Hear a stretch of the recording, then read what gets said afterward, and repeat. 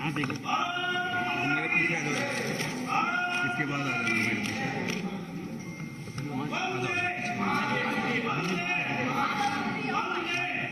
यार यहाँ हटा दिया, वहाँ कहाँ जाना?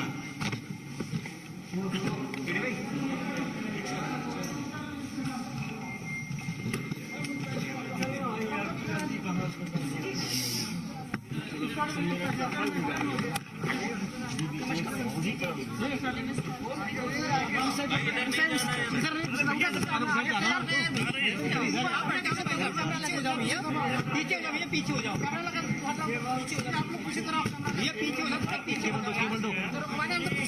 ला जल्दी ला आईडी दो। कैमरा लगाओ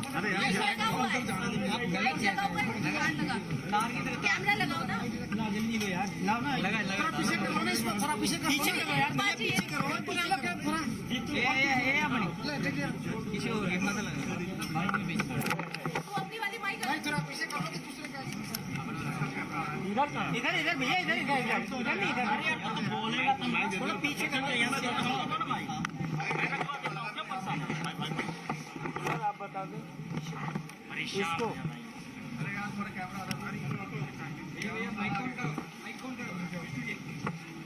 भाई आगे से ठीक है।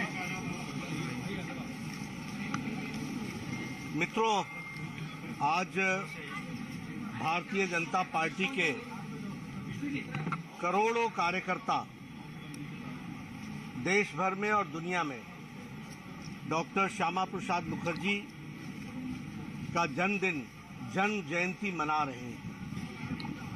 हम सबको मालूम है कि 6 जुलाई 1901 को महान राष्ट्रभक्त, महान देशभक्त, सांस्कृतिक राष्ट्रवाद के उद्योतक और महान शिक्षाविद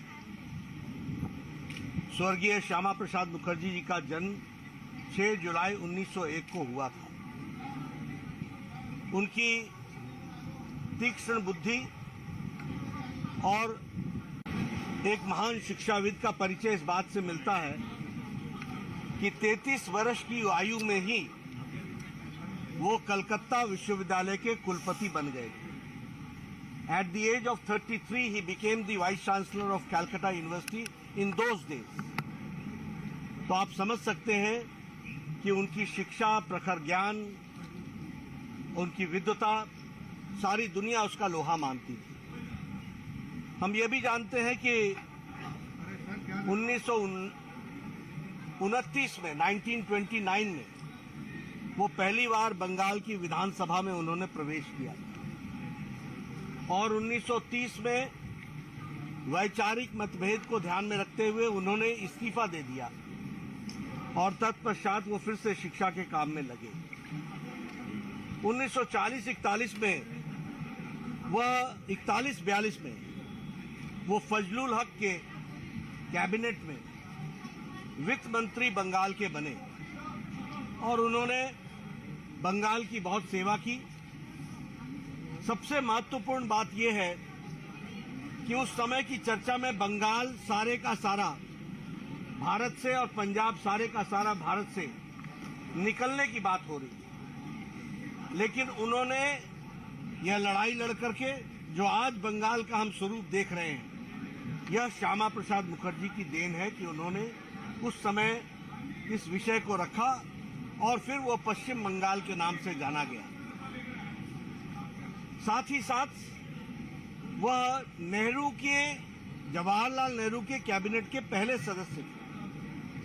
वह इंडस्ट्रीज मिनिस्टर बने, उन्होंने उद्योग की नीति रखी और साथ ही साथ उन्होंने खादी ग्रामोद्योग की भी स्थापना की। एक महान विचारक, एक महान शिक्षाविद ने बहुत कम समय में ही जो औद्योगिक नीति थी उसके माध्यम से भारत को मजबूती प्रदान करने का प्रयास किया, लेकिन नेहरू जी से विचारों से अलग होकर के उन्होंने इस्तीफा दे दिया और उन्होंने भारतीय जनसंघ की स्थापना की। और भारतीय जनसंघ की स्थापना का कारण यह था कि नेहरू जी की तुष्टीकरण की नीति, अपीजमेंट की नीति से वो दुखी भी थे, चिंतित भी थे, व्यथित भी थे और उन्होंने कहा कि नेहरू जी जो आप धारा 370 लगा रहे हैं ये देश के लिए घातक है। और उन्होंने नारा दिया, एक देश में दो निशान, दो विधान, दो प्रधान नहीं चलेंगे। और इस बात को लेकर के 11 मई को वह जम्मू कश्मीर में बिना परमिट के, उन दिनों परमिट पर जाना पड़ता था जम्मू कश्मीर में, उन्होंने सत्याग्रह किया। उन्होंने कहा कि मैं बिना परमिट के जाऊंगा, यह भारत की धरती है, यहाँ किसी के भी परमिट रहने की जरूरत नहीं है। और उन्होंने एक देश में दो निशान, दो विधान, दो प्रधान के पक्ष को रखते, दो नहीं चलेगा, इस बात को रखते हुए उन्होंने इसके विपक्ष में अपने आप का सत्याग्रह किया। 11 मई को उनको गिरफ्तारी हुई और श्रीनगर के जेल में 23 जून की प्रातः उनका निधन हुआ। रहस्यमय तरीके से निधन हुआ। उनकी माताजी ने एक लंबी चिट्ठी जवाहरलाल नेहरू जी को लिखी कि इसकी इंक्वायरी होनी चाहिए। कांग्रेस जाने, नेहरू जी जाने कि उन्होंने क्यों यह इंक्वायरी नहीं कराई। और रहस्यमय तरीके से हम लोगों ने अपने प्रिय नेता श्यामा प्रसाद मुखर्जी जी को खो दिया। लेकिन भारतीय जनसंघ और भारतीय जनता पार्टी ने उनकी यात्रा को सफल बनाने के लिए सालों साल लगे रहे। और मुझे खुशी है कि आदरणीय प्रधानमंत्री जी के नेतृत्व में और अमित शाह जी की रणनीति ने धारा 370 को धाराशाही कर दिया। और आज एक देश में एक विधान, एक प्रधान, एक संविधान लागू हो गया और धारा 370 समाप्त हो गया। यह श्यामा प्रसाद मुखर्जी जी को सच्ची श्रद्धांजलि है।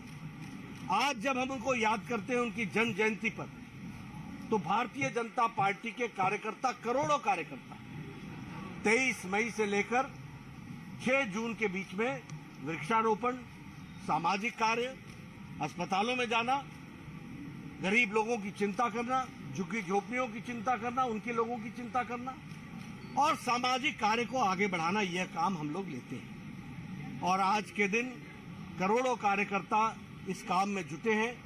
मैं उनको साधुवाद भी देता हूं और डॉक्टर श्यामा प्रसाद मुखर्जी जी के लिए सच्ची श्रद्धांजलि एक भारतीय जनता पार्टी के कार्यकर्ता के रूप में यही है कि हम अपना जीवन इस देश के लिए, मजबूत राष्ट्र को मजबूत करने के लिए लगाएं। यही हमारा उद्देश्य होना चाहिए। इसके लिए हम जीवन अर्पित करें, यही मुझे कहना है। और हम सब लोग डॉक्टर श्यामा प्रसाद मुखर्जी के जीवन से प्रेरणा लें, ऐसा मैं जरूर कहूँगा। जहां हुए बलिदान मुखर्जी